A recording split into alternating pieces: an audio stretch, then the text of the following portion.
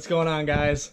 So I just recently ordered for my Element. I ordered these, for those of you that don't know, in the Honda Elements, the spare wheel cover in the back actually comes out, and Honda had an OEM part that you could put legs on it to turn it into a table for camping and things. In that those legs are extremely hard to find now because they are discontinued. So I was doing a little research online because I am planning on going camping a few times this summer, and I came across these adapters that a guy by the name of Jacob West sells on Etsy. I think they were like 30 bucks or something like that. They're pretty cheap, not too bad. They seem very well made. He 3D prints them, I believe. So I'm just gonna make a little video here on how to put them on. It does not come with legs, so keep that in mind. You have to buy, I think it's a Coleman folding table or something like that off Amazon. It was like 40 bucks or something like that, so it wasn't too bad. All in all, it was still way cheaper than you'd ever find the OEM legs for, and from what I understand, they fit better and they'll actually hold a bit more weight than the stock ones. I got the table over here in the kitchen. I'm gonna get ready to pull that out. So yeah, anyways, Jacob West, if you see this, I appreciate the work you were doing here, and this is pretty cool. So he actually sent me a little note too, basically saying thank you, and yeah, so I'm gonna go ahead and put these on here and I'll show you guys how it's done. And also, for the hatch, I ordered all the parts. Basically, I need to get it running again. I did not get valve springs yet. Those will be coming soon, but for now I ordered everything I need to get it running again. So tomorrow I'm gonna go pull it apart. She's gonna go under the knife, and hopefully she will be back on the road by Sunday. So I'm pretty excited about that. So yeah, for now let's get this table thrown together. I'll show you guys how to do it, and then we'll hop into the Civic stuff tomorrow. Alright guys, so here's all the pieces that come in the kit. These are the actual little mounts for the table legs themselves. You got your little bolts and your little nuts, and then this is a little tool to help you slide the nut underneath where it needs to go. This is the spare wheel cover for my Element, so they're just going to go on these little mounts here that the factory table legs would go on, as you can see. And it seems pretty simple. Basically, from what I understand, you just want to put the hole for the leg facing towards the middle of the table here. So you can see that hole here for the stock leg. You just kind of line this hole up with that one, and then just put your bolt nut through, and that's pretty much it. So basically, I'm gonna take my little tool here, set it on in there, take one of the little nuts and set it on the tool. How well you guys can see that, and then that just slides right underneath. Alright, sorry about that, guys. That was kind of tricky with one hand, but I got it. So I don't know if you can see that, but I got the nut lined up with the hole in there, so I'm going to go ahead and just pop this guy on here on top, and then take my bolt with the washer on it, and that just kind of goes through like that. And then just take a Phillips head screwdriver, tighten it down, and basically do that with all four. Seems simple enough, and then the legs should just pop right into the hole there. Alright guys, here's the finished product. As you can see, it is the spare wheel cover of my Element. The table legs clip in there super easily. I don't know if you can see that, but there's basically, let me see if I can just pop this out for you real quick. There's basically that dowel rod and the two clips, and that just slides right over the mount, just like that. Super easy. So yeah, I'll definitely be taking this on some adventures this summer. So Jacob West, once again, shout out to you for making the incredible product you did, and being so innovative with this, because I know a lot of people are looking for table legs and they're really hard to find. So this is a super cheap, simple way to get you some. So I would highly recommend this product. I'd say it's about a 10 out of 10.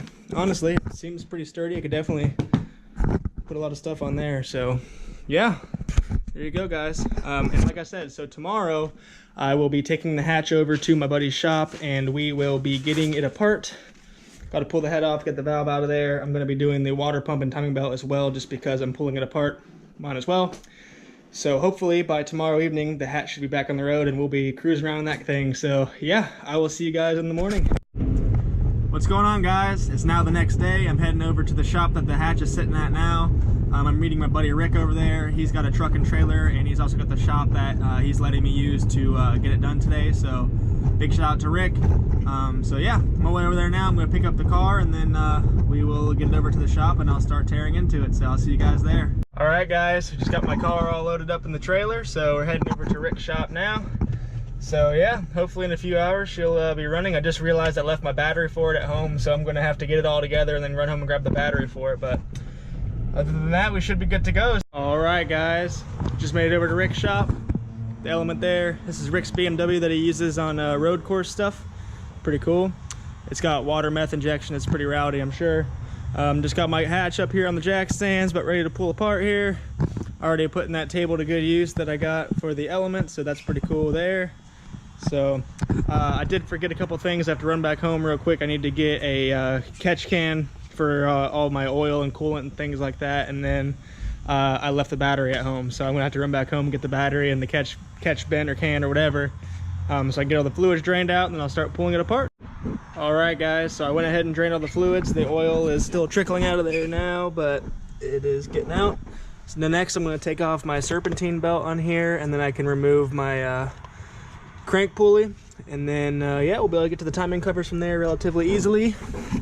But yeah, so we're coming along here. So next on the list is to get the serpentine belt off, and then we'll move on from there. All right, so to get this belt off, all I did was I loosened up my alternator a little bit. I mean, I was able to just rotate it down just far enough to loosen up the belt enough to slip it off the idler pulley, and then came right off. I don't have a belt tensioner just because of the J-swap. I don't have anything except for the idler pulley, my alternator, and the crank pulley on there. So to get it on and off, all I do is just loosen up the alternator, swing it down enough, and then I can just pop it right off. So it's pretty easy. Looks like the oil's done draining down here now, so I'll go ahead and put that drain plug back in, and we'll move on to the crank pulley bolt. So I was worried that I wasn't going to be able to get this bolt out, because from what I read, they get really seized up in there, with my impact at least. My little impact couldn't do it, so I got this big beefy, supposed to claimed 1,400 foot-pounds of torque. So let's see how this does.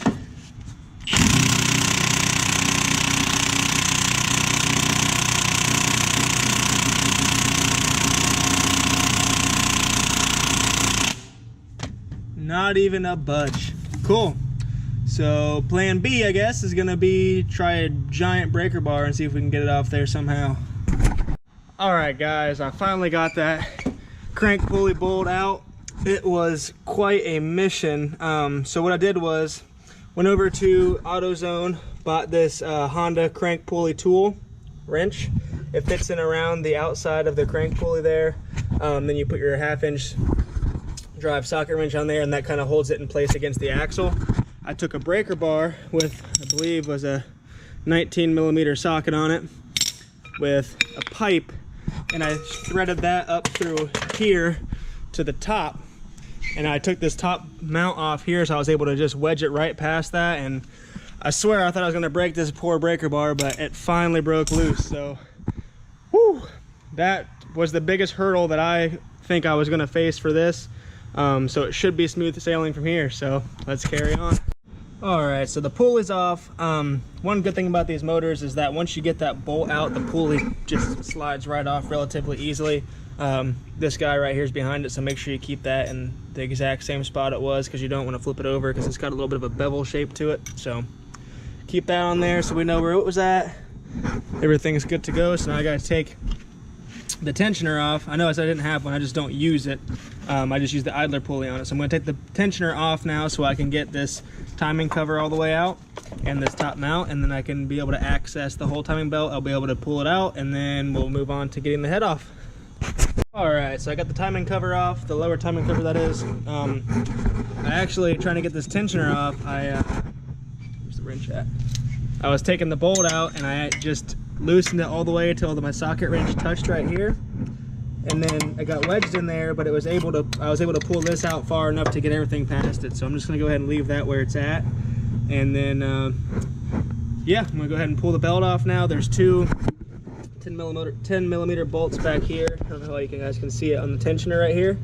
So all I gotta do is pop those guys off, pull the tensioner off, and I can pull this belt out of here, and then we'll move on to getting that head off. Luckily, this all happened with the timing marks lining up perfectly on the gears. I don't know how you're gonna be able to see that one, but see that little notch on the gear, little arrow up there.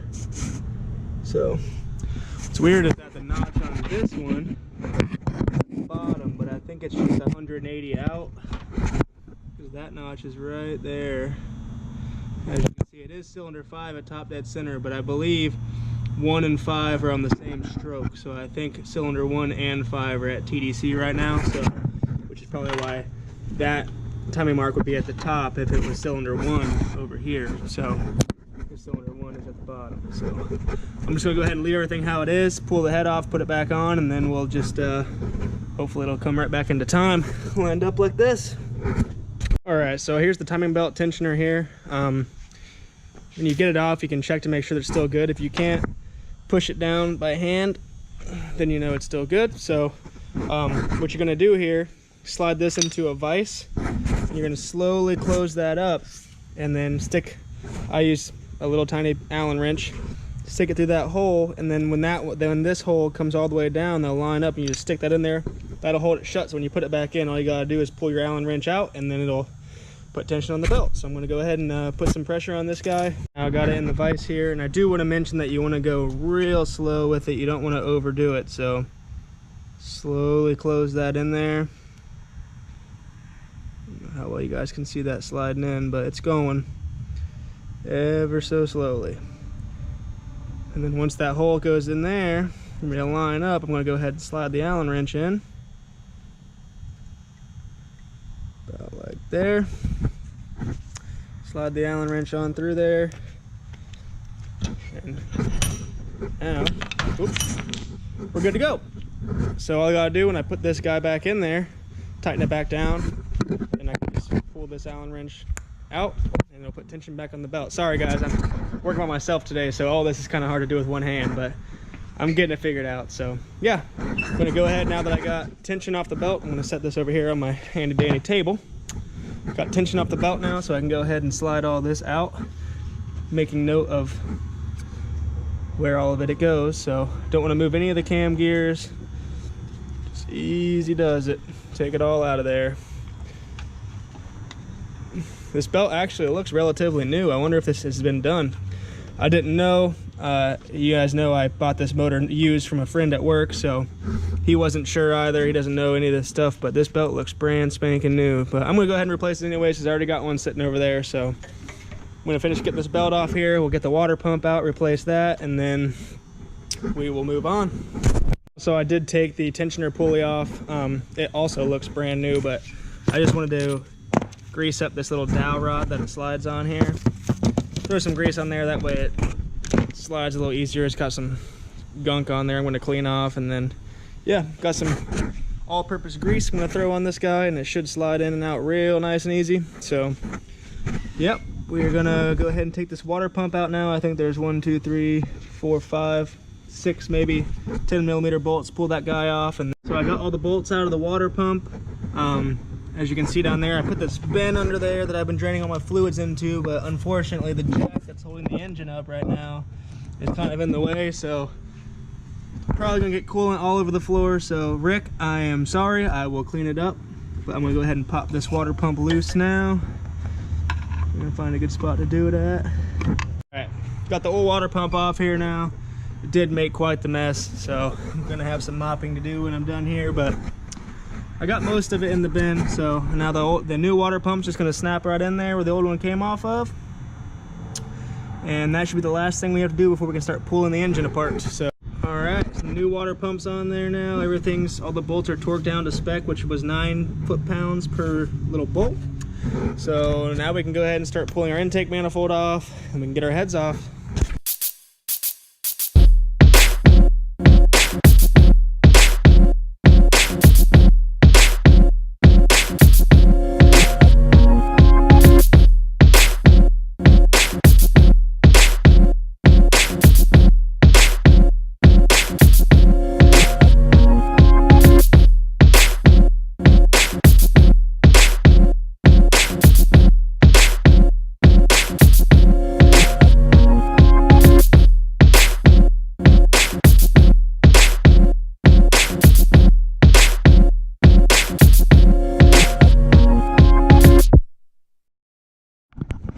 So I just realized I'm going to have to pull off my water tube and everything for the coolant. I was hoping I wouldn't have to take it all the way off, but this one here is a stud into the head, so it's going to have to slide all the way back. So I'm just going to go ahead and remove my radiator real quick, and then pull that guy off there.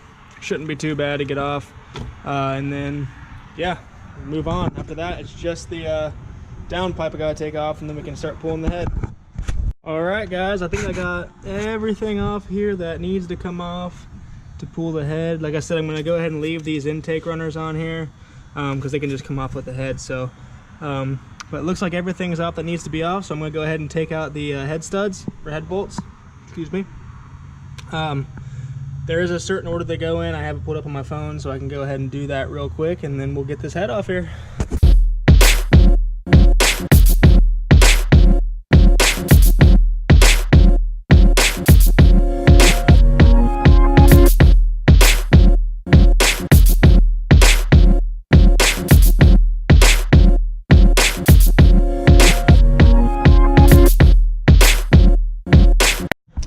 Alright guys, just got the head off, as you can see, and there's that pesky valve right there that was sitting down in the cylinder. So go ahead and get that guy back in and run it. Alright guys, well, I cannot get these stupid keepers onto the valve by myself, so it's definitely a two-person job. I got a buddy Dean on the way right now, so I'm just kind of waiting for him to get here so you can give me a hand with that, and then we'll get it all thrown back together. But for now, we're just kind of at a standstill waiting on that because I just can't get it. I've been trying and trying and trying. It's been stressing me out, so I just gave up waiting for Dean to get here, and then we'll get it back together after that. All right, guys, I got the head all torqued back down. Dean made it out, so he helped me get that freaking retainer on there. And yeah, so got the head torqued down, got the water pipe back on. So now I'm gonna go ahead and get it back in time and then finish it up.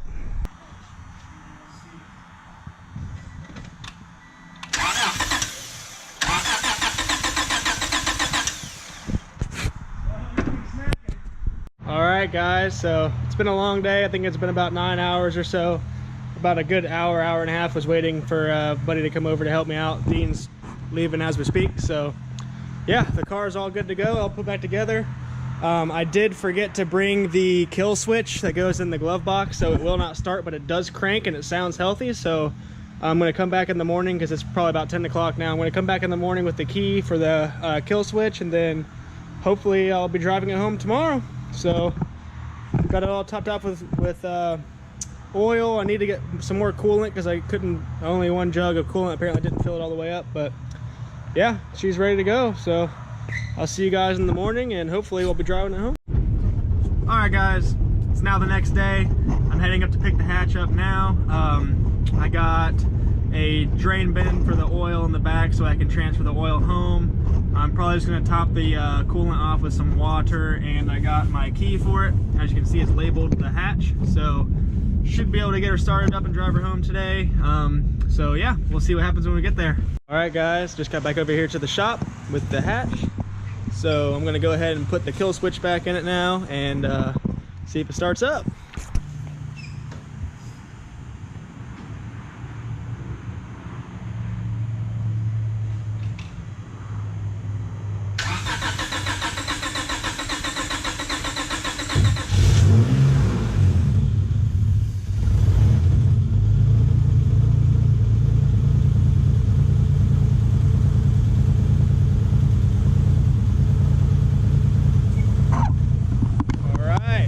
She's a running.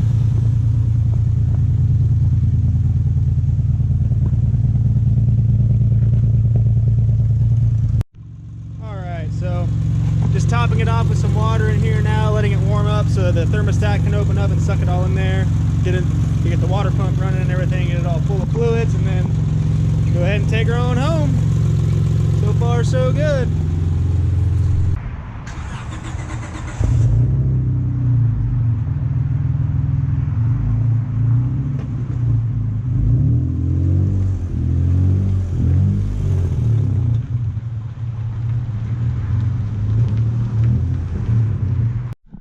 Alright guys, so I just made it back in the hatch. It did pretty good on the drive home. It was about a 30-minute drive. It didn't really have any significant issues. It wasn't in limp mode, so it wouldn't go over 3,000 RPMs. But But I got home and I was like, all right, well, I'm just started looking over all the sensors and stuff, and the camshaft position sensor wasn't plugged in. So I plugged that in, we're good to go. So the hatch is officially back, guys, and I'm super stoked about it. So yeah, thanks for watching, guys, and we'll see you next time. If you liked the video, if you haven't already, go ahead and smash that subscribe button, like the video, let me know what you think, and yeah, we'll see you next time, guys.